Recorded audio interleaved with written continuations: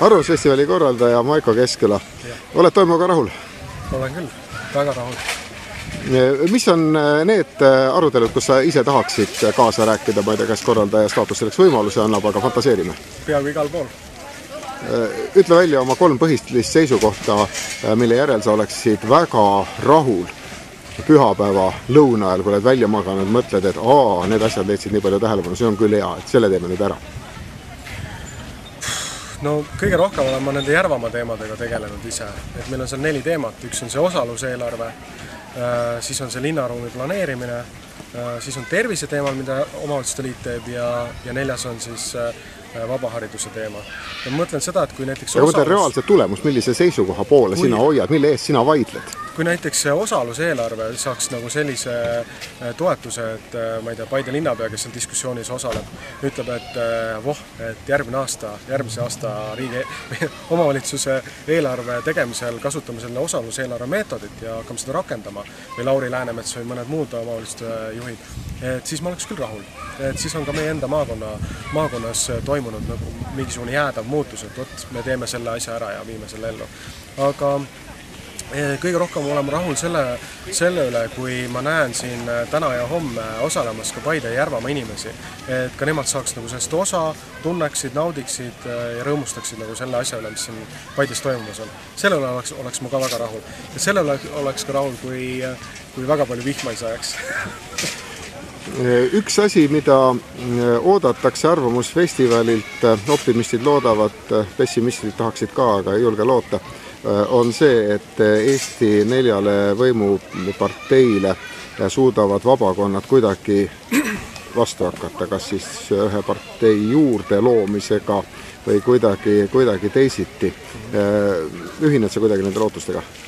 Ma ühinen selles mõttes nende ootustega, et see koht võiks olla see, kus nii-öelda selline vastandamine ja need barjäärid nende 4 erakonna, siis nagu sina ütlesid, selle ülejäänud kodanikuaktiive või mingite tärkavate erakondade vahel võiks nagu natukene õhemaks jääda või see lävepakk võiks nagu madalamaks minna.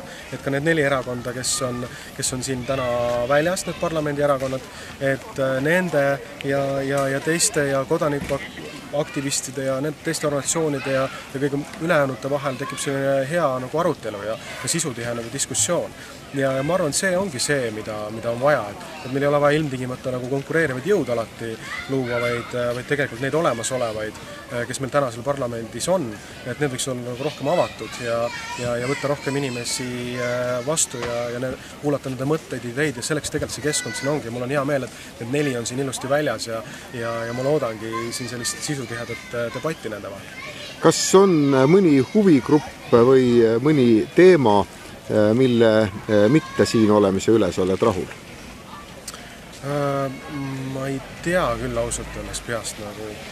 Ma ei ole niipidi nagu mõelnud, sest nagu ma olen öelnud, et Arvamusfestival on nagu kõigil avatud. Et juunikuuses oli meil ja isegi juba varasemast seal märtsist, aprillist me kuulutasime välja, et kes iganes tahab Arvamusfestivalile tulla oma lava, oma teemaga on oodatud ja me ei seadnud nagu mitte mingisuguseid piiranguid mitte kellegile, et nii-öelda see inimene või organisatsioon peab nagu nii-öelda õieti, meie jaoks nagu õieti mõtlema. Ei, lihtsalt see hea tava, et kuidas nagu diskuteerida, argumenteerida, et sellest võiks kinni hoida, aga see, et millised need seisukohad on, arvamused, et see, mida erinevamad ja värvilisemad nad on, seda parem. Ja selles mõttes olid nagu kõik oodatud.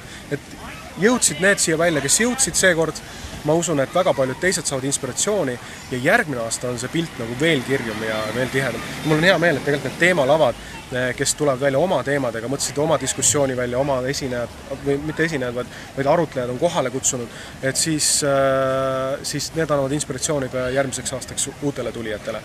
Ja see, mis siin täna toimub, on juba järgmisel aastal veel rikkalikum ja veel värvikirja. Ma igaks juhuks küsin selle küsimuse sellel moel üle, kas tuli kellegile, kellel oli mõte siia välja tulla, selgitada midagi taolist, et Arvamusfestival on väga vaba, aga 3x4 Haakristi lipp jätke koju või siis juutide ja neegrite teema just nimelt sellises sõnastuses läbi rassismi võib kuskil arutelul olla, aga mitte siin. Tegelikult ei tulnud päris ausalt, et ei olnud tegemist nagu, ei olnud ühtegi sellist huvigruppi ega organisatsiooni, kellel oleks pidanud mingid selliseid asju nagu selgitama. Ja selles mõttes nagu need, kes jaksasid, kes tahtsid, need on nagu kõik siin väljas tänasel päeval, nii et selle üle nagu väga hea meel.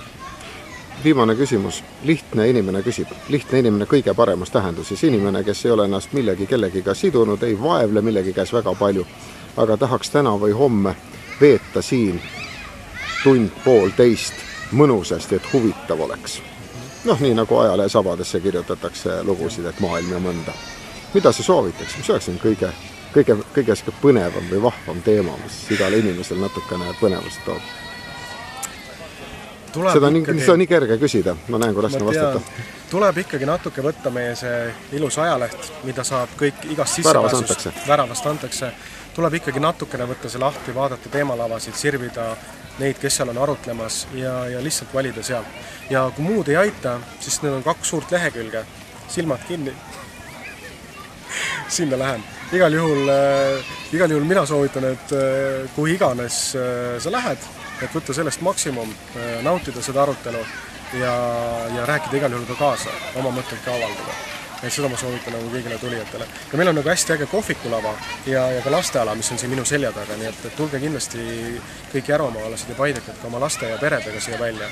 Ja lisaks sellele kõnele on siin väga tihti kosta ka mõnusat muusikat, seda eriti täna õhtul kella 9 ja ka päevasel ajal, nii et saab oma erinevaid meeli täita erinevat laadi. Täna õhtul kell 9 on ka Vanalinna kohvikus üsna põnev, kus poliitikud siis alustavad võib-olla oma kampaaniat muusikalisel moel. Südaööl Super Hot Cosmos Blues Band, kes minu teada ei ole ühtegi parteisse astunud, võib-olla Arvamusfestivali lõpuks astub, selgub. Aga aitäh sulle, Maiko, ja tegusat toimetamist ja mõnusat ilma ka. Suur tänu!